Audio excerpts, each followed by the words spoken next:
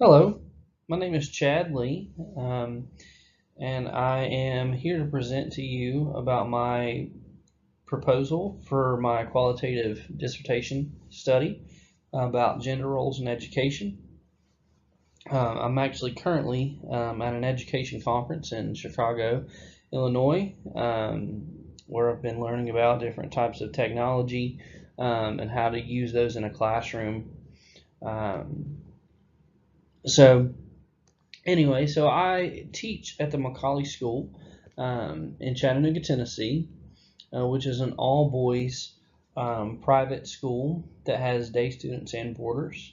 We have middle school, which is just A students, and then we have boarders, who is about 60% are day students and about 40% are boarders who come from about 48 different states and about 18 different countries. So we have a very wide range of students. Um, so to kind of give you a kind of a little bit of a background of why I want to look at gender roles in education and really what kind of sparked my interest in this was I actually attended the Macaulay School for high school. Middle school, I went to a co-ed school um, where I had mixed classrooms, very large class sizes, um, and then I was afforded the opportunity to go to the Macaulay School for high school, where every classroom is anywhere from 12 to 16 students. It's an all boys environment. Um, and it was a great learning opportunity.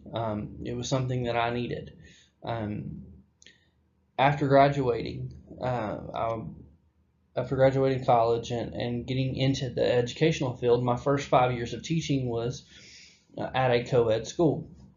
So I taught boys and girls together in very large classrooms, and I loved it. But then the Macaulay School asked me this past year of coming back, and so I just finished my first year of teaching um, at my alma mater. I've quickly realized, though, after my first year of teaching, that teaching all boys as compared to a co-ed setting provided a many different opportunities, some that were good and some that were challenging. Um, and I had to find ways around it. Teaching in an all boys setting, there were different ways that I taught material that was structured to meet the developing boy's brain where it was at. Um, it was more of a one track teaching, whether instead of teaching in multiple facets that would reach multiple different learning styles and multiple and then the different genders in the classroom as well. Also, I quickly realized that discipline issues were one, the discipline issues that was occurring was different, and two, of how those discipline issues were being handled um, in a public school versus or in a co-ed environment versus a single sex environment, excuse me. So that's kind of what sparked my initial thoughts into looking at gender roles in education, and that's why I want to dive deeper into this study. So, kind of my direction, the purpose, again, was to kind of present information about teaching and discipline issues in the single sex schools versus co ed. And so, my research question then is, what are teacher and administrator perceptions about single sex education versus co ed education regarding teaching and discipline? Um,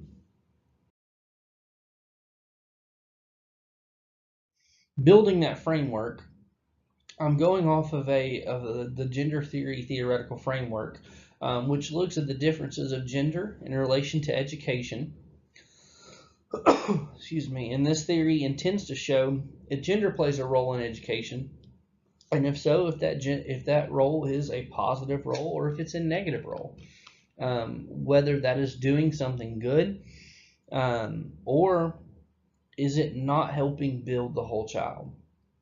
And then gender and education would be my conceptual framework, which looks at gender roles and their part in education, um, and whether single sex versus co-ed settings are beneficial or not to that framework.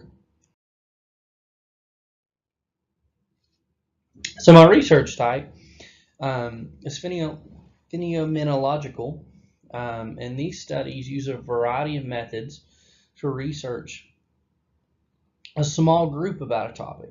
So I really think that this is going to be a great fit for my study, um, as I'll be using various methods to collect data from a small group of individuals that will give me very detailed information about a specific topic, of looking at just single sex versus co-ed environments in regards to teaching methods and discipline. So some of the key terms that are going to show up during this study, first off, again, gender theory, which was developed in the 1970s and 80s, kind of as a set of ideals, kind of guiding historical and other scholarship in the West. In social history, and particularly, it thrived in the United States and Great Britain, with far fewer followers on the European continent. Um, Essentially, this theory proposed looking at masculinity and femininity as sets of mutually created characteristics which shapes our lives. So, looking at those set of ideals, those two different genders, and what is needed to help shape and create um, that boy or girl into an adult, good for society. So, then you have single sex education, which obviously refers to both classes, in school, and or schools that are just one sex. Co-educational, where male and female students are being taught together. Discipline is listed as kind of, it's interpreted by some parents as correcting or punishing children in order to stop a reoccurrence of unacceptable behavior. It can also be looked at as an instruction or teaching to correct, strengthen, or perfect an issue that may be going on. And discipline is something that has to occur. It helps us grow. It helps us become better human beings by learning from our mistakes. And then teaching, which can be described as a complex, multifaceted activity that requires us as instructors to juggle multiple tasks and goals simultaneously. So diving into some of the forms of data that I'll be using in this study, the main three are surveys, focus groups, and interviews.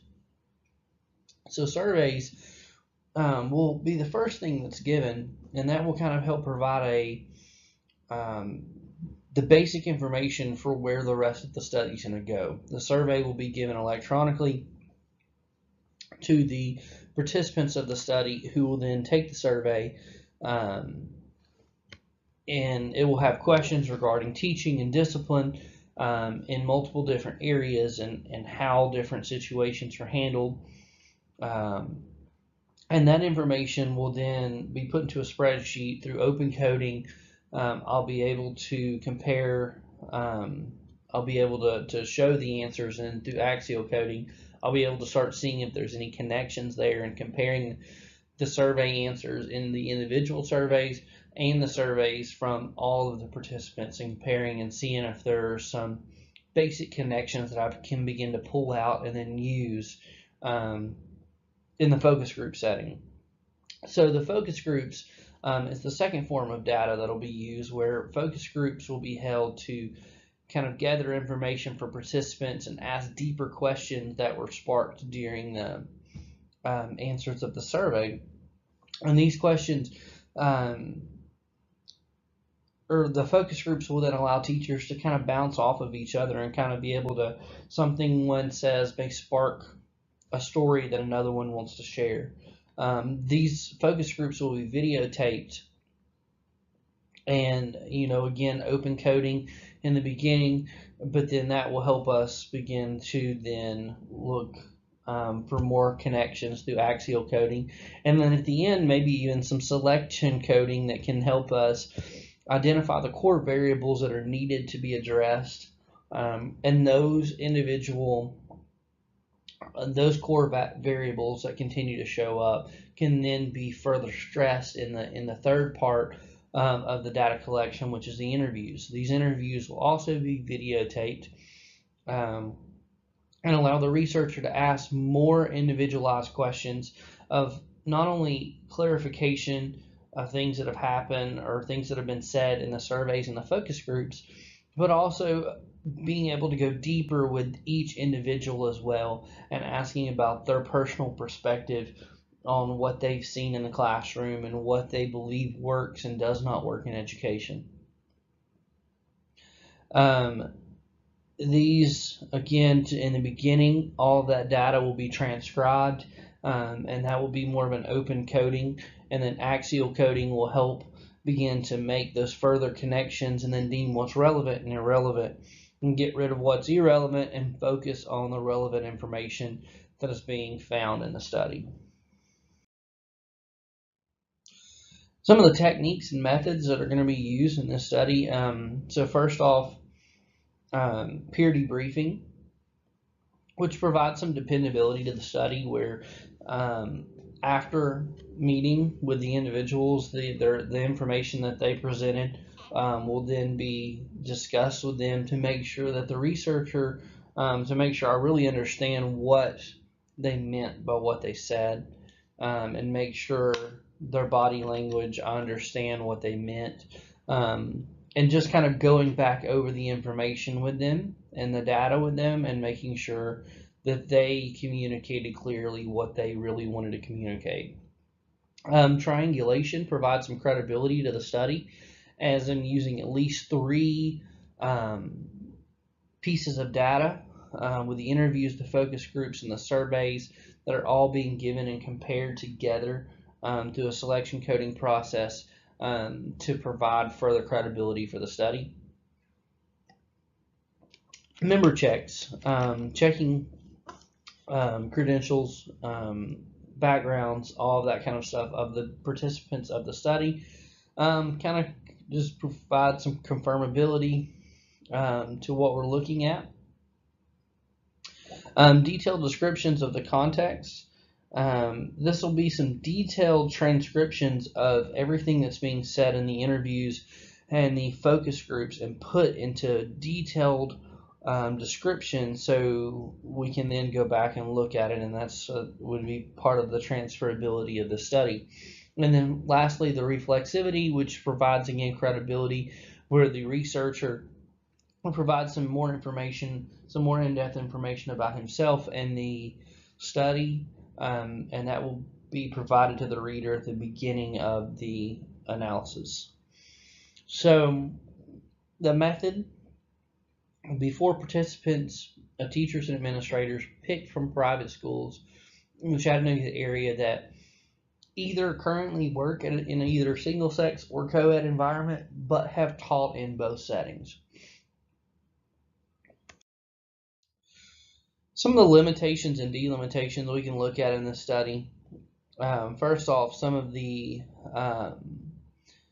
limitation, or one of the limitations, would be the sampling.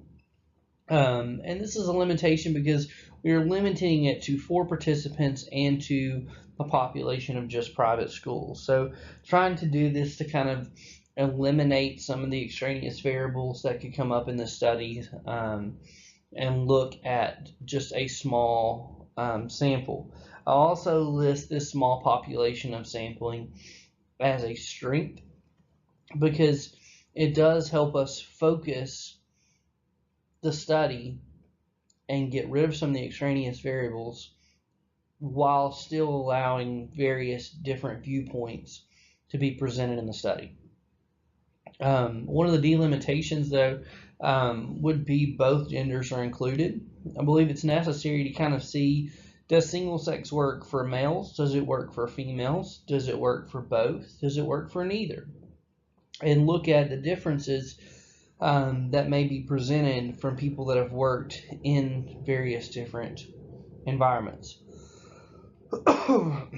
And then teacher and administrators of various backgrounds and experience levels is another delimitation that provides vast different viewpoints from which to compare.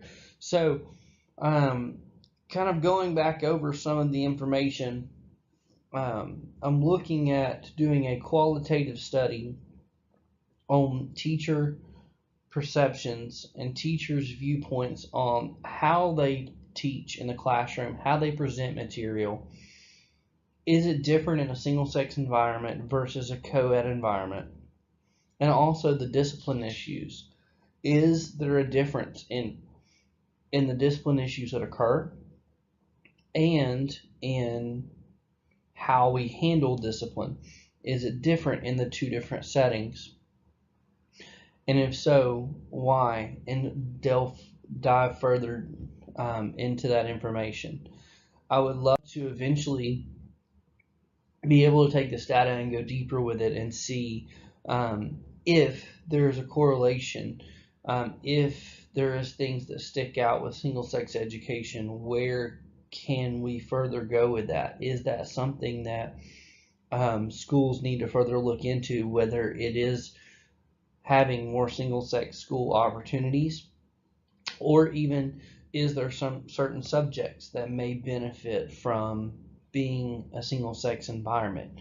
And is that something that schools could even implement at times, of having a single-sex class even within their co-ed building? So I think that's where this study is headed. And I believe that there's many different studies that can kind of be sparked off of where I'm going here.